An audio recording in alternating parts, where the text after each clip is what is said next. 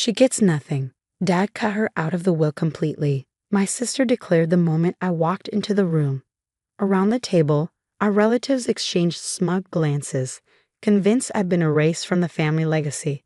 My son Eli squeezed my hand, calm and quiet. What they didn't know. 3 months ago, my father gave Eli something in secret, something that would turn their perfect inheritance upside down. I could feel their eyes on me the moment I stepped into the law office. Like vultures studying wounded prey, calculating how long before they could feast. My sister Karen sat at the head of the mahogany table, a position she claimed as her birthright long before our father was even cold in the ground. Her steel gray pantsuit matched her expression, sharp, unforgiving, meticulously crafted for this moment of triumph. They didn't even wait for the lawyer to speak, she announced, voice carrying across the room with practiced precision. She will get nothing. Dad hated her. The words landed like a physical blow. 8 years of estrangement condensed into one cruel sentence, delivered with the calm certainty of someone reading from a script they'd rehearsed for years. I tightened my grip on Ella's small hand. My 10-year-old son squeezed back, his warm fingers curling around mine. His eyes, so much like my father's it sometimes hurt to look at them, scanned the room with an unnerving calm that belied his age. My Uncle Rick let out a dry laugh from his corner throne, a half-chewed cigar dangling from his lips. Even her kid knows she's worthless, he muttered, nodding toward Eli like he wasn't even human. I guided Eli to the farthest empty chair, away from the pack of relatives who'd long since chosen sides in a war I never wanted to fight. The leather seat creaked beneath me, announcing my presence to a room that would have preferred I remain a ghost. Karen turned her head slowly, red lips curving into a smile devoid of warmth. You know this is pointless, right? Dad rewrote the will, cut you out completely, said you were dead to him. I didn't respond. Couldn't. The weight of 8 years pressed against my chest like a stone. Why had I come? Some foolish hope that death might have softened my father's heart, that he might have left me a word, a line, some small acknowledgement that I had once been his daughter. Instead, I found myself exactly where I'd been 8 years ago, surrounded by people who had buried me in their hearts long before they buried him. Just as I was gathering the fragments of my dignity to leave, the door opened. Mr. Connor, my father's lawyer for 30 years, entered with a thick leather portfolio tucked under his arm. His face betrayed nothing as he took his place at the table. The room fell silent, everyone straightening like soldiers at inspection. This was it, the formal confirmation of what Karen had already pronounced. I was nothing, would receive nothing, meant nothing, or so I thought. What no one in that room knew, not Karen with her victory smirk, not Rick with his contemptuous cigar chomping, not even me with my carefully contained grief, was that my son Eli had brought something with him. Something that would unravel everything they thought they knew. You forgot the video he recorded, Eli said, his voice cutting through the room's tension like a silver bell. It had been 8 years since I'd walked away from my family, not by choice, but by necessity. Because sometimes survival means leaving behind the people who are supposed to love you most. My crime, in my father's eyes, was simple. I had chosen myself and my son over the life he had planned for me. When my marriage to David, the son of my father's business partner, the perfect match he had practically arranged, became a prison of quiet desperation and controlled cruelty, I left. Marriage isn't supposed to be easy. My father had said when I first came to him, bruises carefully hidden beneath long sleeves. The Thomases don't quit. We endure. But endurance has limits, and mine came the night David threw a glass that shattered inches from 2-year-old Ailey's head. I packed a single suitcase, took my son, and appeared on my father's doorstep, hoping for shelter until I could find my footing. He looked at me, at Eli clutching his stuffed rabbit, and closed the door without a word. Karen was there that night, watching from the window. She called the next day, voice dripping with false concern. Dad's just upset. Give him time. Meanwhile, you should go back to David. He called here looking for you, says it was all a misunderstanding. I hung up and never called back. Uncle Rick spread the word through the family. Julia had abandoned her husband, disgraced the family name. My cousins, aunts, uncles, people who had known me since birth, closed ranks. None of them asked why. None of them wanted to know. It was easier to believe I was selfish, unstable, ungrateful. So I built a new life, A small apartment, a job teaching art at a community center, and a peaceful home where Eli could grow without walking on eggshells. We didn't have much, but we had safety, laughter, and each other. I thought I'd made peace with my exile until the funeral invitation arrived 3 weeks ago. A formal black-bordered card with my name correctly spelled, proof it wasn't a clerical error. I stared at it for hours, the small acknowledgement of my existence after years of silence. "We should go," Eli had said, watching me from the doorway of our kitchen. "For closure." Closure. Such a grown-up word from a child who had never known his grandfather beyond photographs and fragments of stories I shared on good days. "There won't be closure, Eli," I'd said softly. "Just more hurt." He looked at me with those eyes, my father's eyes, wise beyond their years. Sometimes hurt is part of healing. Where did he get such wisdom? Not from me, certainly not from my family. Perhaps children who grow up watching their parents struggle develop a kind of emotional intelligence the rest of us spend lifetimes seeking. So we went to the funeral. We stood at the back of the church. I watched Karen deliver a eulogy full of carefully curated memories, portraying a father I barely recognized, warm, supportive, devoted. Uncle Rick placed a hand on her shoulder as she described how Charles Thomas had always put family first. I didn't cry. I had mourned my father years ago when he chose pride over love. After the service, I approached the casket alone. Eli waited respectfully at a distance, understanding instinctively that this moment needed privacy. "Goodbye, Dad," I whispered, placing my hand on the polished wood. "I wish things had been different." Karen spotted me as I turned to leave. Her eyes narrowed, calculating. "The will reading is Tuesday," she said, voice pitched low. 3 o'clock at Connor's office. A pause then, "Not that you want to bother." I should have recognized the trap in her invitation. The gleam in her eye should have warned me. But some small, foolish part of me wondered if perhaps my father had left me a message, some acknowledgement, maybe even an apology. So here we were, 3 days later, stepping into the final act of a play where everyone seemed to know their lines except me. Mr. Connor cleared his throat, drawing me back to the present. He adjusted his glasses, flipped open the portfolio, and began reading in the measured cadence of a man who had delivered both fortunes and devastation with equal professionalism for decades. I barely heard the initial legal preamble. My mind was spinning with questions about why I had come, about what Karen knew that made her so confident, about how I would explain to Eli on the drive home that his grandfather had erased us completely. To my daughter Karen, I leave the primary residence and all its contents. Karen's face remained impassive, but her fingers tapped once against the table, a small tell of satisfaction I recognized from childhood. Her husband Neil nodded slightly, like they were already planning renovations. To my brother Richard, the lake property and all remaining shares in the family business. Rick leaned back, chair creaking under his substantial frame, arms folded across his chest like a king surveying newly acquired territory. The cigar shifted between his teeth as he bit down gently. To Paul, my nephew, the vintage car collection. Paul, my cousin who once locked me in a closet for hours just to hear me beg, smirked from across the table. I bit the inside of my cheek until I tasted copper. The list continued. Pieces of my father's life distributed like carnival prizes to people who had earned them through loyalty rather than love.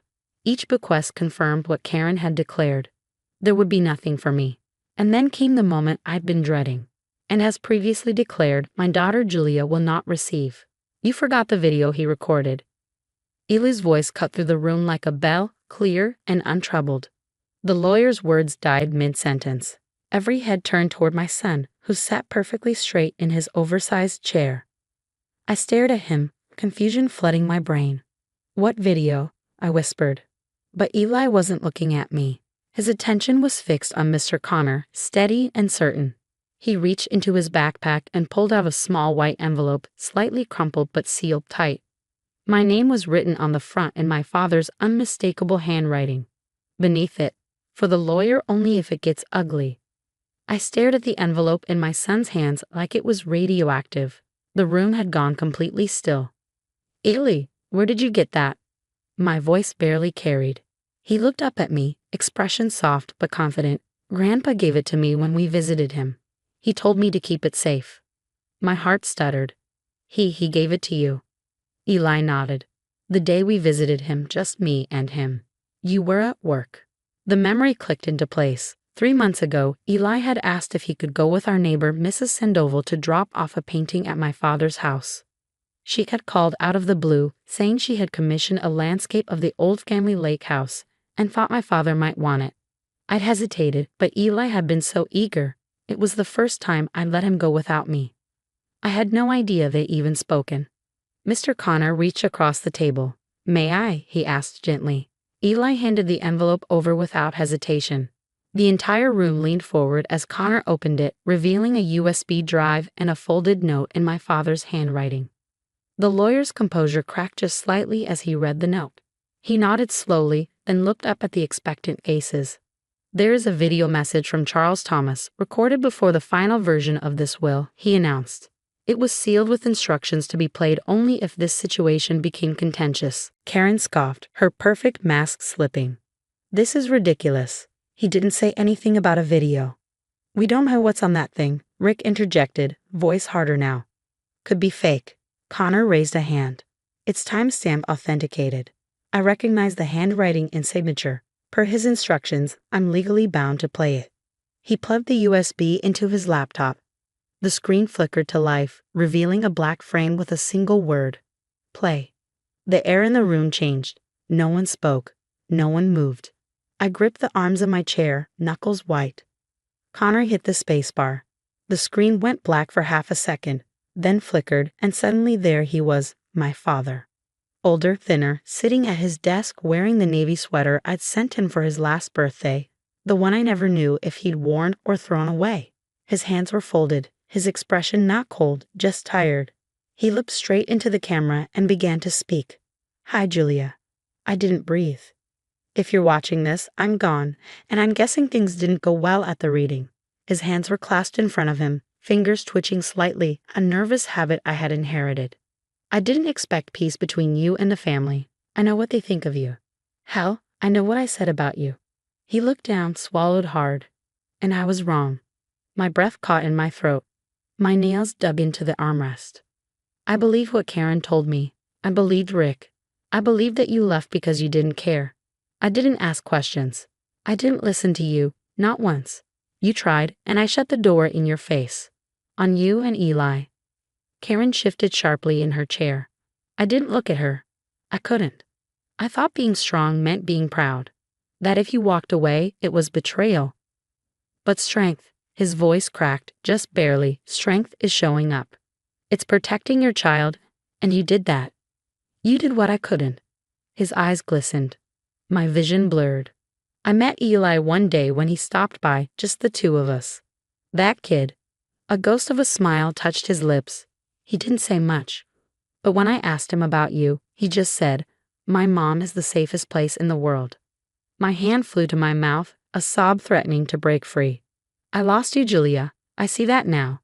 I lost my daughter because I couldn't stop being right long enough to love you the way you needed. But I won't let my last act be pushing you away again." He cleared his throat and looked straight into the camera. "So I changed the will." The collective gasp in the room was audible. Karen muttered something under her breath. Rick's chair creaked as he sat forward abruptly. "I've left the house to you and Eli. The savings, the retirement fund, it's yours. And a college trust for Eli." I couldn't believe what I was hearing. This couldn't be real. "I know it doesn't fix what I broke, but I want you to have the peace I couldn't give you when I was alive." He paused, then leaned slightly closer to the camera. "And if they're angry, let them be angry. You earned this. You lived through all of it and never stopped being a mother. That's more than I ever managed." Tears streamed freely down my face now. I made no attempt to hide them. "I'm proud of you, and I love you, Julia. Always did. I just didn't know how to show it." And then, just before the video faded to black, he added quietly, "Take care of my grandson. Tell him thank you." The screen went dark. No one spoke. No one moved. The silence was absolute, holy, filled with the wreckage of certainties now destroyed. I sat frozen, tears tracking silently down my cheeks, feeling like something I hadn't known I was carrying had finally been lifted. After all the years of noise, of blame, of exile, he had heard me. He had finally heard me. And in the quiet that followed, no one could take that away. Karen stood abruptly. Her chair screeched against the floor as she snatched up her purse, face drained of color. She walked out without a word. He was clicking a desperate retreat. Neil followed, red-faced and sputtering. Rick remained seated longer, jaw working as if chewing on arguments that suddenly tasted bitter. When he finally stood, he looked at Connor like he wanted to challenge the video's authenticity. But even he knew there was nothing to fight. My father had spoken. His truth was now undeniable. The others followed, filing out in various states of shock and discomfort. Some couldn't meet my eyes. A few offered quiet nods, pity or respect, I couldn't tell. Soon it was just the three of us, me, Eli, and Mr. Connor. The lawyer gently closed his portfolio. There will be some paperwork, he said, voice softened by what he'd witnessed. But everything's in order. I nodded, unable to form words.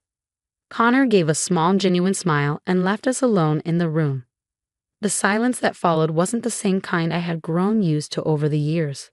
This silence was peaceful, whole, like something had finally settled into place. I looked at Eli, still holding my hand, still watching me with those eyes that saw everything. "Thank you," I whispered. He tilted his head. "For what?" "For being braver than me," I said.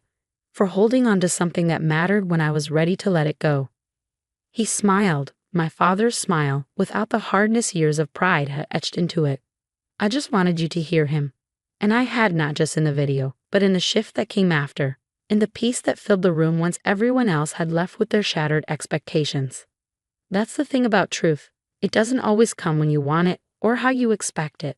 Sometimes it arrives in the hands of a 10-year-old boy wise enough to know that healing requires honesty and love requires courage.